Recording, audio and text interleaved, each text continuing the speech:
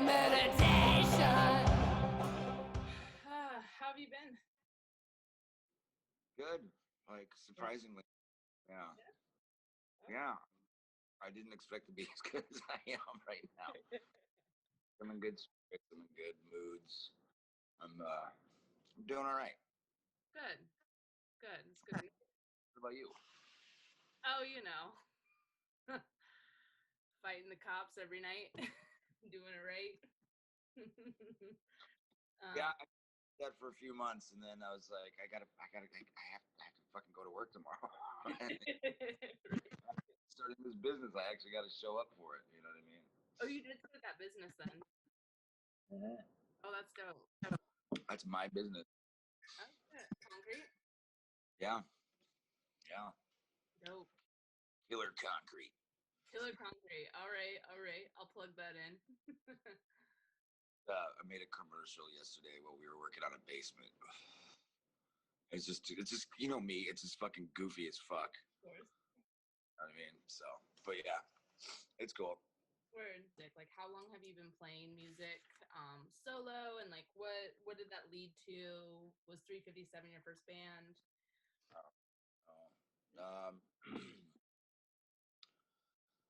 I mean, I was in some form of a band pretty much ever since like I was like 15 when I first started like playing guitar and shit. I had a high school band called Orpheus. Aww. Yeah, it was. We did one show. It was at the Battle of the Bands in 1995 or 94, something like that. But then after that, I was in like fucking so many different like punk bands and shit. Like we had one band, Penalty Box. Another one was called Schwill Rotten. Liquor Fist. I was in a band called 12 Gauge Cobain. Oh, that's the best band name. I think it's one of my favorites. Next to Liquor Fist. Liquor Fist is pretty cool. I was in a band once I started playing like bluegrassy stuff. I started playing the mandolin. First band I was ever in is called the Mighty Lumberhorn, and absolutely awful. I was in the, out of this is quick, but we did record a CD, and you can find it on Spotify. What? Yeah, it's really hokey shit. Like everybody had a nickname. I'm Uncle Cousin Dan. My name's gonna be Boy Howdy. Hey, my name's gonna be BJ McCrow. What was your name? My name, Buster Hyman. Yeah, like the first songs. There's two songs on there. The first songs I ever like sang, and they're just terrible. I mean, Beautiful.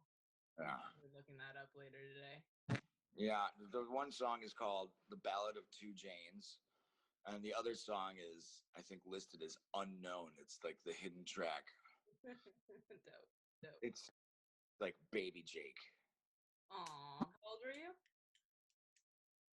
Like 40. This was like 2003, so God, that's almost fucking 20 years ago. I was like 26, probably. I don't know. Okay. Yeah. Okay.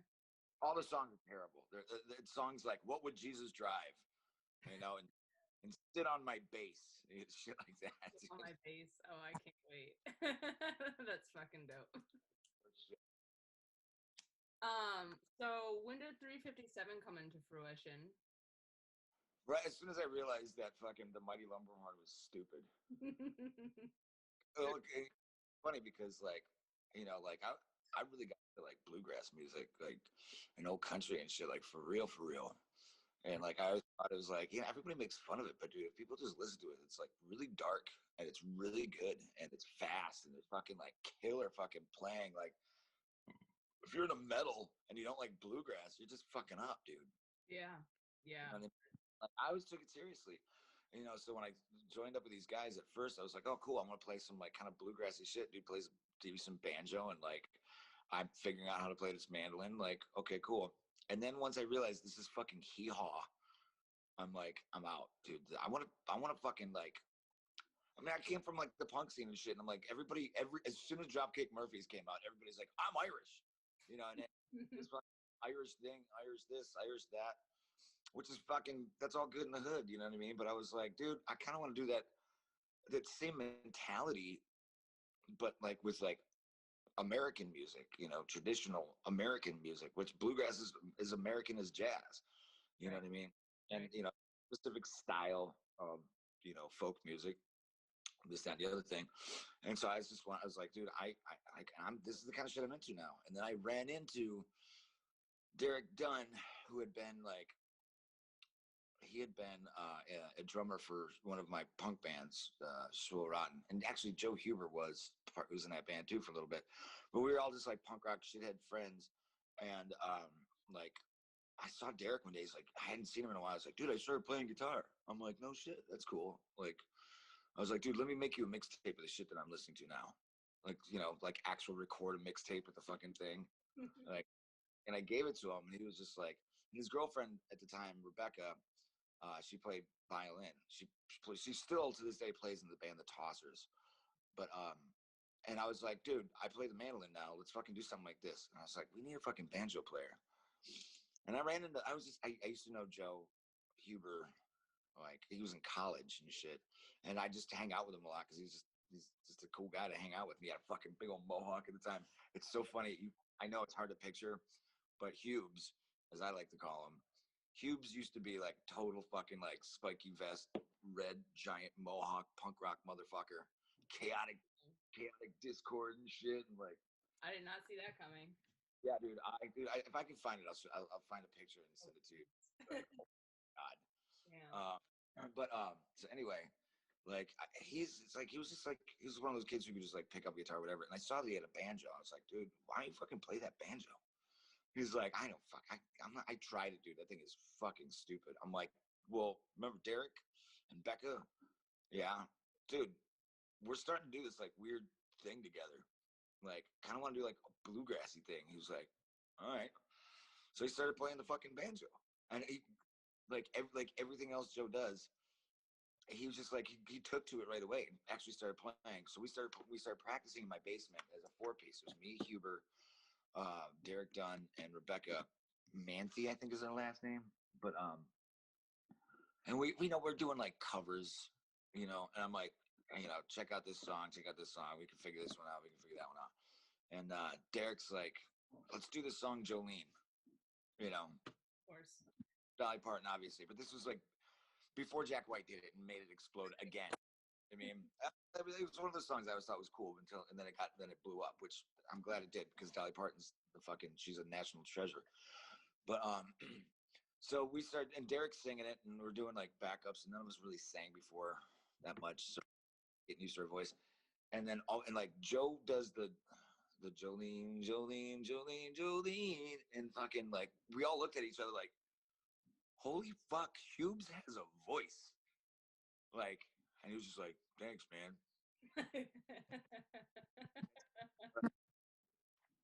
He had his little hat backwards or like sideways all the time.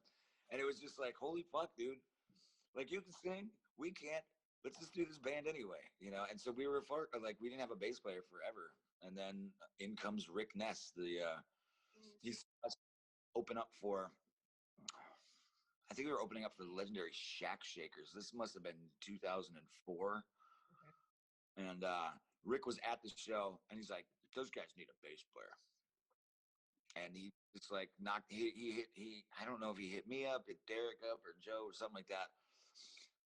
And we were like, come on down, come to the basement and fucking let's see how we fit. And he could play his bass about as good as any of us could play our instruments. And so like, which was just enough to get by. And that was it. I mean, like we became a thing. We were busking on the streets, and like I was like hitting up all these different bluegrass festivals because I was like the only kid that I knew that was going to these bluegrass festivals, and I go by myself because like I couldn't get anybody to go. I was married to Darby's mom, my son's mom at the time. I was like, babe, come to this bluegrass festival. She's like, no. Have fun, honey. Right. So like that's how it started. Then the networking started, and then the busking on the streets. Ended up being like playing festivals and touring around the state, and then touring around the country, then touring overseas, and just it became 357 String Band. And how long was 357 an entity? I think they officially called it quits in 2011. I was with them. I'm trying to remember what year it was that they kicked me out. What'd you do, Jake? I mean, Sam, I'm me. Yeah. Like I'm just me, and like, well, okay, I'll give you the basic version of it. Like, okay, and then I'll give you my version of it. The basic version of it is just like we just stopped agreeing on like what direction to take or like what we should be doing. The real that's I mean yeah that's the MySpace official announcement. We came to musical disagreements, and thought it was best for me to move on. But what really happened, if you ask me, is a couple guys in the band got pretty big fucking egos and started being kind of like demanding and kind of like treating people like beneath them. Not me, like me, but like, people that I'd been booking these shows and these festivals and this for like the whole time. And they were starting to get really condescending to people, like, and demanding shit and being like, we need to have this much money. We need to have that. If we're going to fucking do it, and we need to be like this. And it just became like this huge ego push. And like, I finally got to the point where I was like, I had a meeting with Joe and Derek, and I was like, dude, you know what?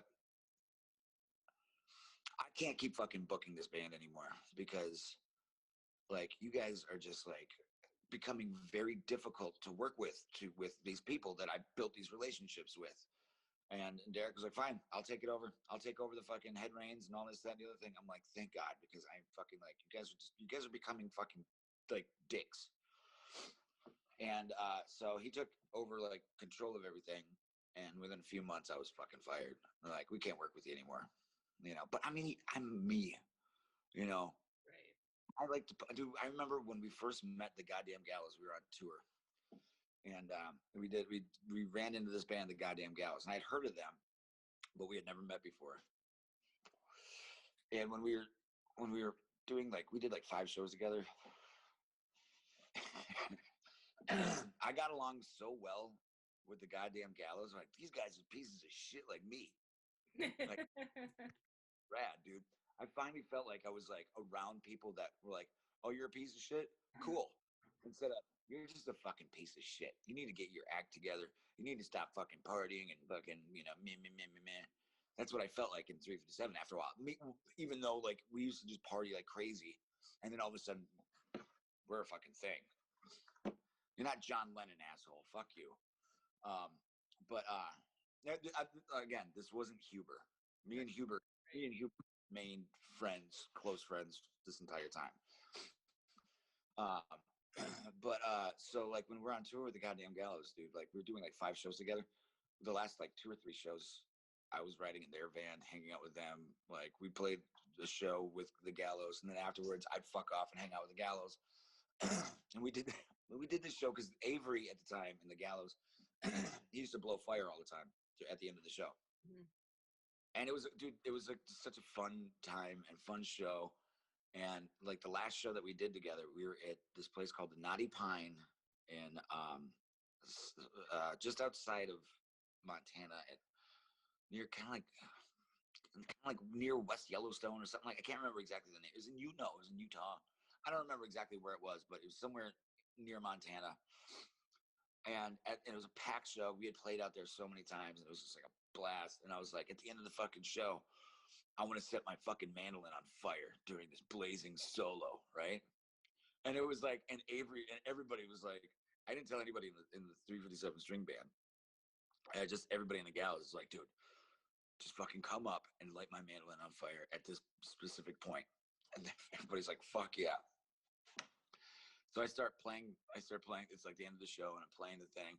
Fucking boom, mandolin's on fire. And I'm like, yeah. And all my strings are going bing, bing, bing, bing, bing. And that was it. and no solo. My mandolin was on fire, and the strings were all broken off because they. And I'm dying. I'm like, everybody in the crowd is laughing their ass off, and I'm laughing my ass off. And I look over at my band, and they're just like, in the song, Rick Ness is like, well, we would have played another song, but dumb shit over here decided to let his mandolin on fire. And I'm dying. And like everybody in the crowd is laughing, but them. Right. So that was pretty much it. You know what I mean? Yeah. And if you want, here's a little something for you. Go to archive.org. Look up 357 String Band on archive.org. And check out the show The Naughty Pine, because it's all recorded. Oh, beautiful. Every fucking glorious minute of what I just told you about, you can listen to. Yes. I played it for Fish Guts one night when we were in London. He was like, this is the moment they had in your heads that you're fired. And this is the moment in our heads that you're hired. So yeah, long story short, like I got fired from them. I just moved to Pittsburgh. I was there for like a week. I just fucking moving in, and I get a fucking call, and they're like, "Hey, what's up? Yeah, we decided we can't make music with you anymore." And I was like, "Yeah, right." And I didn't believe them. And I was like, "Yeah, fuck you," and I hung up. And then they called me back, and they're like, "No, seriously." I'm like, "Are you fucking serious, dude? You're firing? I started this fucking band. I named this band. I booked this whole fucking band, and now I'm fired." Yeah. Like, fuck me. And then like 2 days later, I get a call. I don't know if it was Uriah or Fish Guts. I can't remember which one of them. It might have been Courtney. I get a call, and he's like, "Hey, I heard you need a job." Yeah. He's like, "Van Door's open." I'm like, "All right, let's do that." And that was literally it. That's how I joined the Goddamn Gallows. That's the rest of its history. And what year was that? Oh, year was it? That was I think that would have been 2009. Yeah. So yeah. the Gallows, okay, and you had an interim where you weren't in the Gallows for a little while. Right. How long was that? When was that? That was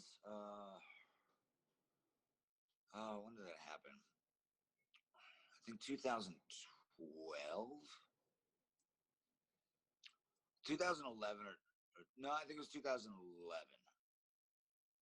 Because after leaving 357 String Band, Darren from Farmageddon was like, "Dude, you should do a solo album." I'm like, "Nobody, I got no band. I'm not. And he basically made it happen. You know, he got all his fucking money from like acquiring medical grade, pharmaceutical grade botanicals, we should say. And he was like, "I'm gonna fucking pay for it. We'll go to JB Beverly's house and fucking like James Honeycutt, dude." I'm like, "James Honeycutt is not gonna want to fucking play guitar for me." And he's like, "Just watch, motherfucker." And lo and behold, he did. And I basically used JB Beverly's backup band and James Honeycutt. We recorded an album. Didn't really expect much of it, put it out. And it was just like something that was on the merch table with all the other shit at the Goddamn Gallows shows. Darren started Farmageddon Records with that album. All right.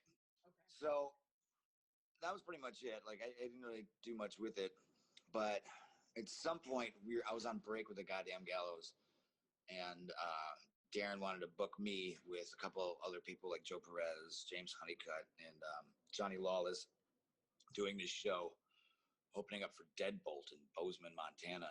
And we didn't have anything else going on, so I was like, "Yeah, sure." And it worked. We did it. And it was cool. And so I decided, like, on another break, to do a tour with Rachel Brooke. And it was like really the first time like I did a solo tour. And Fish Guts played bass, Honeycutt joined the tour, and Joe Perez was on banjo. And so we did the tour, and it was fucking fun. And then like I think we might have done it like once or twice, a couple tours maybe, just all between breaks of the Gallows breaks, between tours, between the Goddamn Gallows. And then I got an offer to do a tour with Wayne Hancock, and I forget what the deal was. Courtney said he could do it, then he couldn't do it. I think he was doing something else. And Jared and Liz, who I'd known Jared for a while because of like his old band, he used to play with the Gallows. He had just been playing with Bob Wayne with Liz, and they weren't doing anything. And they're like, "Yo, if you ever need a bass player, I come with a fiddle player." So I was like, "Yeah, shit, yeah." So we did a tour with Joe Perez, Jared and Liz, and me and James Honeycutt, and that became like a really, I mean, that felt like a fucking band. Like, and Jared and Liz moved to fucking Pittsburgh. We all lived together, you know, and it got to the point where it's like, dude, I want to try it.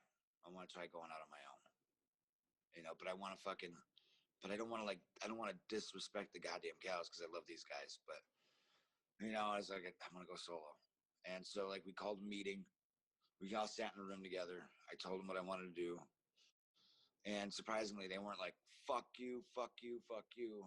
They were like, we understand. It's good. You should fucking try it. We love you. We're going to miss you. Damn. It was like, it was the way it should have fucking been with like 357. It was like, it was, there was definitely some fucking anger for a second, you know, because it's kind of like, God damn it. But it quickly subsided into like hugging and crying and just like, I love you guys. You love me. Like, you got to try it. You got to fucking try it, you know? So, yeah. And that's how it was. And that's I mean, I'll love those guys to the end of time when I'm not busy fucking hating them. I think we all take turns on that, right? Yeah. So you started playing music, or like rather booking and touring, before the internet was at your fingertips, right? So a lot of like cassette recording and Sharpied posters and letter writing to the venue owners and bookers and stuff, right? So you go from that to kind of what I know as like, you know, CDs, Facebook, email, like just an easier way. And then now we've shifted to, well, before pre-pandemic, we've shifted to everything is online streaming on Spotify. Now, y'all just played a show down in Tulsa doing pay-per-view. And I just kind of want to hear about what you have in mind where COVID is going to take the music industry and what you think like 2022 is going to look for the Gallows as well as just the music industry as a whole. Yeah. Man, it's hard to not be pessimistic about this whole thing for me because look, as much as I think, okay, it's a neat challenge to like, okay, so now how is the music industry gonna try to change it up and be good for artists? You know, I mean, it's changed in so many ways. You used to have record labels that had to do everything. Now, and they had access to the studios. Now you can fucking record your own album and you can book your own fucking tours, and you don't need a record label anymore. You know, so it's like the change has been good for artists. This pandemic at first, I was like, okay, we got to get creative again. But really, the only thing we can do is like live streaming, which at first, I think because everybody was going through the pandemic at the same time together, everybody had this like immense sense of support for it. And like everybody was just showing up and like fucking logging in, fucking virtual tips. And it was like fucking great. Yep. Well, this pandemic has been going on for a while. And every motherfucker in his guitar is fucking broke because there's no fucking opportunities to go anywhere and make any fucking money. So every motherfucker in his guitar or whatever is live streaming every day. And I think people are just fucking bored of it now. Yep. It's really frustrating because it's like we're like neutered as a community of musicians. I feel like we've been neutered by this fucking pandemic. And the live streaming thing is great at first, but man, it just seems like nobody fucking gives a shit anymore. When you can just log in and log off, it's not the same as like, oh, you get to actually like hang out and like meet the musician and hang out with the musician and fucking like see them play and interact with people that are also into the same music. You know, you're just sitting in your living room and watching somebody play. and they're begging for fucking money because they have none, because they got no other fucking choice. And it's, I think it sucks for musicians. I think it sucks for the fans. I want us to fucking get back to it. But yeah, we recorded this show at the Mercury Lounge in Tulsa. And like, it's a full fucking show, and it was recorded really cool, and I really hope people want to fucking watch it again. You know what I mean? I'm like, man, yeah, I'm bummed. I'm fucking bummed out that it's come to this, but like, I really hope people fucking buy a ticket and watch it and they like it. You know what I mean? And we'll get. I mean, like, this isn't gonna last forever.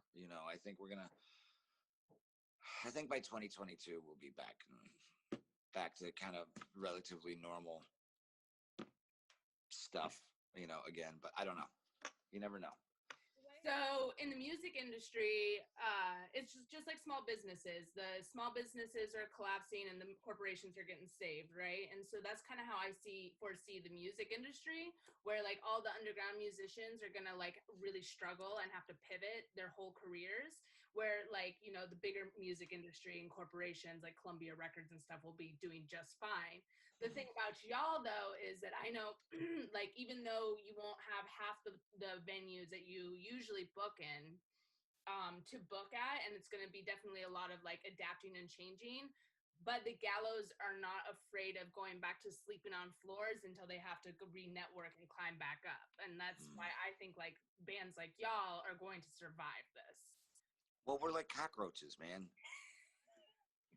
I mean, we look like cockroaches, we live like cockroaches, we smell like cockroaches. And like, I swear to God, like there's been so many things that should have broken up this fucking band, but we just keep fucking coming back. Like, don't give a fuck. I mean, we are getting older, so sleeping on floors is getting a little bit harder to fucking stand up. Like it's funny. Like, I used to love waking up underneath somebody's pool table. I mean, this is the fucking life, I mean, I'm living the fucking dream. I don't give a shit that I'm fucking eating, I'm getting hot water and pouring it into my ketchup at McDonald's and eat my tomato soup. You know what I mean? Like, I don't give a fuck. I'm doing what I want to do with the fucking, like, my best friends, And yeah, I really hope we don't go back to sleeping on fucking, bar stools and shit again. But I mean, honestly, man, when we just did this little run, it was funny because we did, I think we did a total of 3 shows. Like, we had to drive down to like Oklahoma and Texas, and we're coming from the upper Midwest, like Detroit, Chicago, Milwaukee, Lansing, and we're making a long drive to do just like a couple of shows. And yeah, it wasn't financially fucking good. But I mean, we didn't care. Like, just the fact that we were in a van together again and playing these songs together again felt so fucking good. Like, that was it. Yeah. You know what I mean? Yeah. Now, that being said, we have a fucking pandemic. We can't tour. We've spent the last 15 fucking years being on tour for 9 months out of the year. Mm-hmm. Our lives have been set up with this at the forefront. And so now what do you do when that is just not even an option? It's not like the band broke up. It's not like the band hates each other and it's like, oh, I want to go in a separate direction again or anything like that. No, nobody can do this anymore. So you're forced to do, you're forced to live like a fucking civilian again, and it sucks. Right. And like, one thing I've been talking about too is what people don't realize in the music industry, not only for the fans, but for the musicians, the bookers, the venue owners, the sound people, all of it, the whole music industry as a whole, is that we're extroverts. A lot of our community isn't in our home base. It's around the country that we see on Clockwork, right? So this is our support system that we no longer see. And we don't have shows to, like, a lot of people in the music scene have a lot of mental imbalances. That's why we all identify with each other, right? Yeah. And that's why we confide in music. And now people don't have that. And we're seeing a spike of a lot of suicides and just depression and anxiety amongst our community. And people just don't realize how the entertainment industry, like, on the lower level in the underground scene is really suffering. Yeah, there's a lot of mental illness that is fucking taking hold of people. Yeah. That it's really, really, really hard to bear sometimes. You know, I mean, obviously, me and you lost a really good friend, but that's just, that's just one of many. You know, and that gets fucking really hard to deal with sometimes. Um, I see other musicians that are like, man, oof, sorry. I see other musicians that like I never thought could like couldn't handle it, and now they can't because, like my good friend Joey Henry said, this is group therapy. Yeah. This is more than just music. This is more than just community. This is also group therapy. And when you remove your therapists, and you give it, you put it in an oven, and you just let it cook. Yeah. And you can't take the fucking, and there's no way to take the food out of the oven. It's just sitting there cooking and cooking and cooking, and it's really hard to see people go through it, especially when you know what happens. Some people just they can't deal with it, and they finally silence their brains, and you can reach out as much as you can reach out, but without physically being able to be there, it's very difficult, and it's a hard thing to watch. So, this pandemic, COVID isn't the only thing killing people in this pandemic, and that's really fucking heartbreaking for me. So I really hope that we can get back to it. And our community especially just needs it more than ever, we just need each other, Yeah. While we're on the subject, what do you miss most from touring and shows and just the whole industry as a whole? The hospitality rider. What was bottle of Tito's, a bottle of Jameson, a bottle of Mad Dog, a case of Pabst, and a case of White Claw every night. I've drank a lot of your Jameson behind the scenes, behind stage, for sure. In all honesty, I think the thing that I miss the most, besides playing music with my best friends, is not seeing everybody. I miss that the most. I miss my, I mean, there's a lot of musicians have fans, but like, and we have fans too, but like, more than fans, we have so many friends. Yeah. And I miss them dearly. I miss seeing them. I miss fucking getting wasted with them before the show and after the show. I miss catching up with them. I miss, hearing about their problems. I miss being able to tell them my problems. I miss, that's what I miss the most. I mean, like, the money aspect is like, we've been making enough to, get by, like, and live the way that we need to live. And none of us are wealthy by any stretch of the imagination, but like, we're paying our rent, and like, we got food in our bellies, and that's, bills are paid. That's about it. You know what I mean? But like, it's hard because I don't know, a lot of people, this is all they've been doing, and they don't have any other options. So like, they're struggling way more. I mean, like me and Mikey, like, have been bartending forever. So we always got that. We've both been, in the past, been able to do this and then still come back to a job. So that's an option. I started a concrete business because I used to do that before taking off in a fucking van with a bunch of assholes, so I knew how to do that. So like, I was kind of forced to do it. I didn't want to start a concrete business by any stretch of the imagination. I didn't want to that wasn't my plan.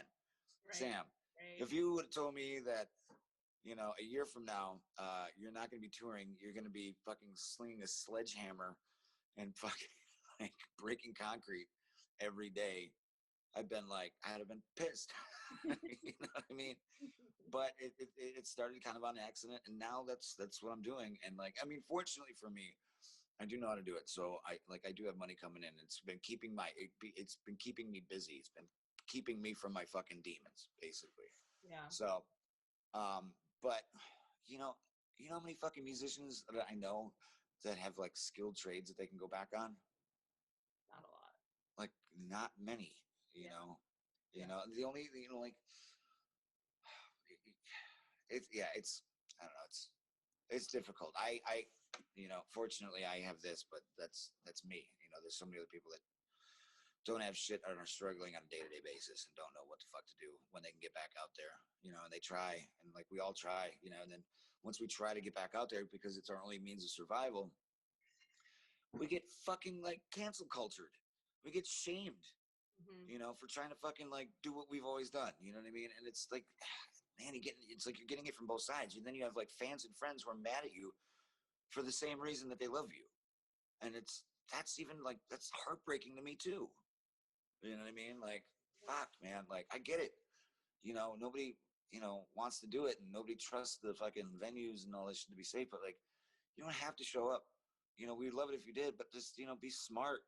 If you can't do it, don't do it. You know, and if you feel like you're gonna spread something or vulnerable to something, don't do it. But if you feel good and you believe that this is a virus and you think that wearing a mask is okay, it's not a fucking it's not some means of controlling everybody, for fuck's sake. Just strap on a fucking mask and have a good time and be smart. Right. You know, but to come out and shame people for doing this, and like, how many people I know that are bartenders that are just like shit on by their friends all the time. I can't believe you're fucking working in a bar, because you not only you're helping spread the disease, but you're being reckless in the fact that like you're letting people come in and think they can just fucking like do whatever. Like, fuck yourself, just trying to make a fucking dollar. So, one thing about the Gallows is, like, y'all, like you said earlier, you have a lot of friends, it's not just a fan base. And that's the thing. Like, I know that whether I'm on tour or if I'm at home, I'm going to see y'all at least 2 or 3 times a year. And that's how it is. And I show up and it's everyone, and it's love, and it's hugs, and it's fucking drinks, and until 7 in the morning, usually, whatever. But it's more than just a fan base. And that was cultivated, I feel like, really like by the Farmageddon Records label. Like, that really like started kind of a family within this community and this underground subculture. And they kind of faded away about 6 years ago, 5 years ago, something like something like that, about 5 years. And that's because of the lack of support of artists. Artists don't want to work with them. I just wanted to see if you wanted to talk about why you no longer personally work with Farmageddon as a solo person, with your solo career, as well as with Goddamn Gallows. Like, why I don't fuck with that anymore, basically. Yeah. Mm-hmm. Well, I think,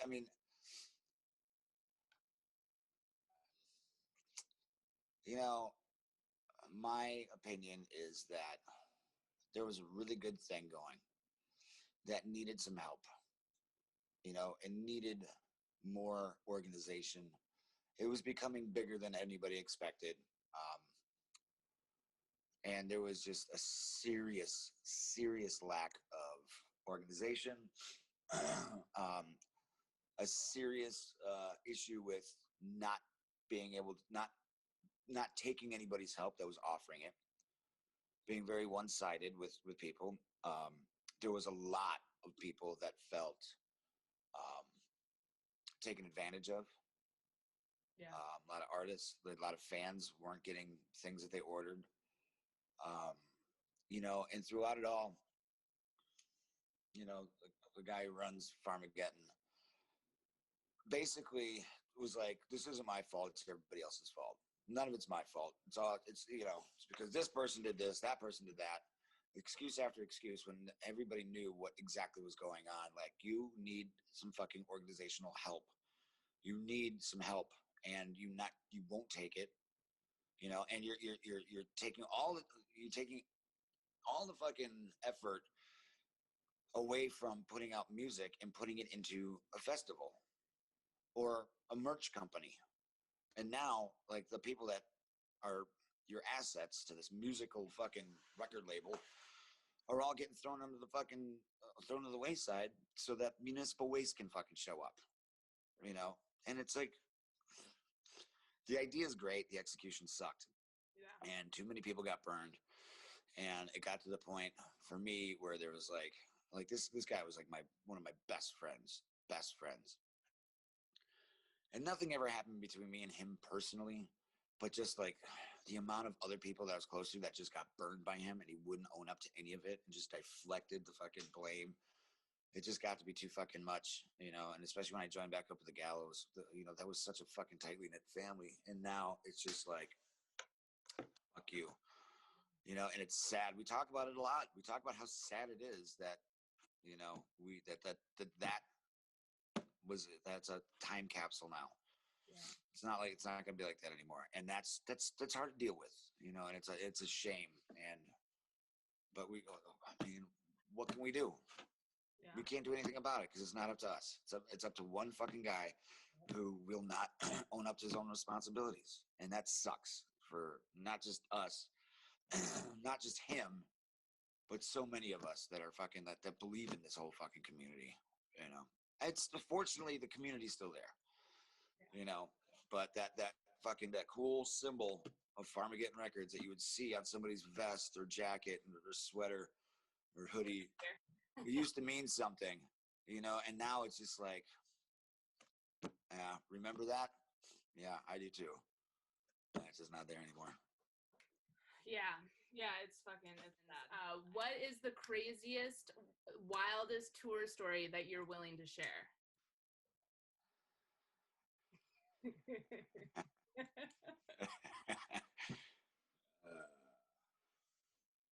Oh man. Oh man. See, you know, it's one of those things where like, tell me a road story. I can't remember anything right now. But then once you start talking about like this, then you say, oh yeah, I remember this happened and that happened.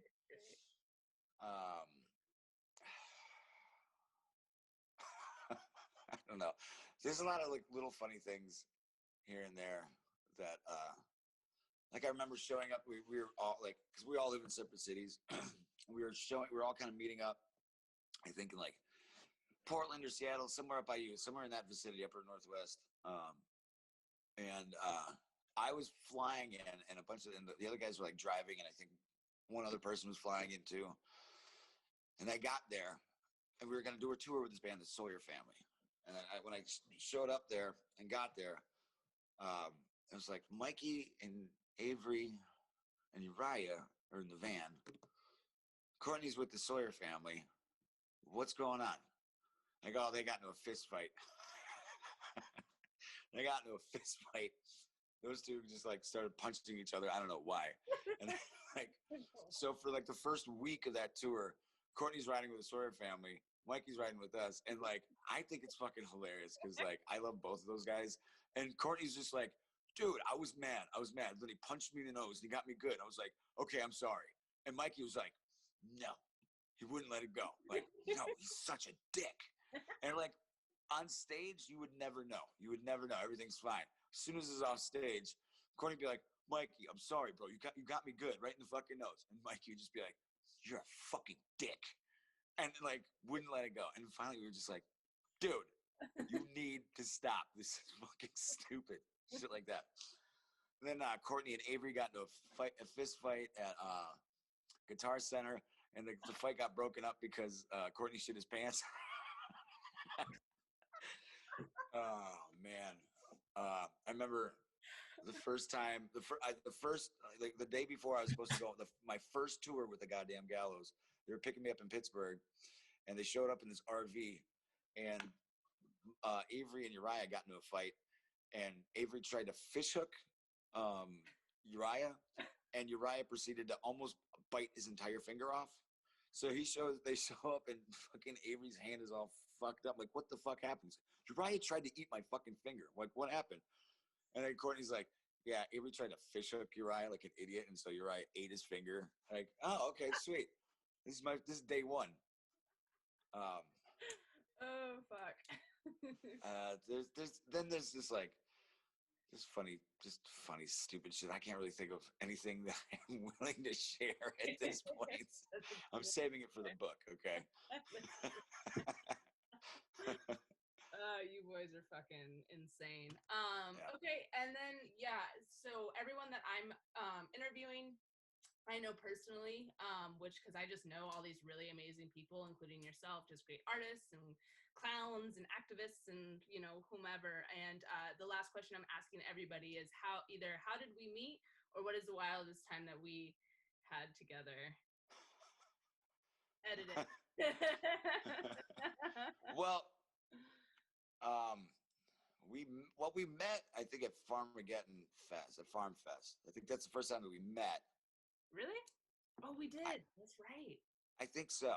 Yeah, I don't know. I'm pretty sure because I think Darren introduced us At Farm Fest. It was like a Farm Fest or something. I don't know. I don't even know which Farm Fest. I don't know if it was the Wisconsin one or the Montana one. It was the last one. Yeah. Yeah. And then I remember coming out and I came out to Montana with Jimmy Swope, and you and I and him, we did like a run of like 5 or 6 shows. Something like that. And that alone was a fucking riot. It's just like stupidness. I remember like being really hungover, and Darren came to whatever house we were all hanging out at, and he was like tripping on acid, or was I tripping? I don't remember, but there was like I was on acid. You were on acid. Okay, and I threw a temper tantrum, and I threw my phone in the fucking. You were sitting there with the battery and the SIM card in your hand. You took those out, and then you threw the phone away, and you're just sitting there. Should we go get your phone? You're like, yeah. You go back to the restaurant, you're digging through the garbage after you like had a tantrum at the restaurant. Not my finest moment, Sam. Well, that was a good acid trip. That was fun, yeah. I remember we had a really good time. I had a really good time. I had one bad morning, but I mean, come on, who doesn't have a morning like that once in a while? I think it was also followed with you driving through an avalanche with Jimmy Swope. Oh yeah. Yeah. Yeah, just to get to the airport, it was like, because it was December. It was like right after. It was like, wasn't it like? Yeah. Montana and the roads in Montana are fucking more lethal than the fucking streets of fucking Compton in the 90s. Fucking gnarly, yeah. Yeah, dude. Like it was white knuckle the entire time. But you made it. We made it. We're alive. All right. Well, good seeing you, motherfucker. It was good seeing you. Don't be a stranger. Yeah, I won't. I'll text you. Hit you up. All right, cool. Do that. All right. Bye. See you later. Bye. Kwekwe Sagidwin. Traveling with Bones is Indigenous Glass approved. Traveling with Bones is juice approved. Black Lives Matter, y'all. Traveling with Bones is Fish Guts approved. Metal meditation.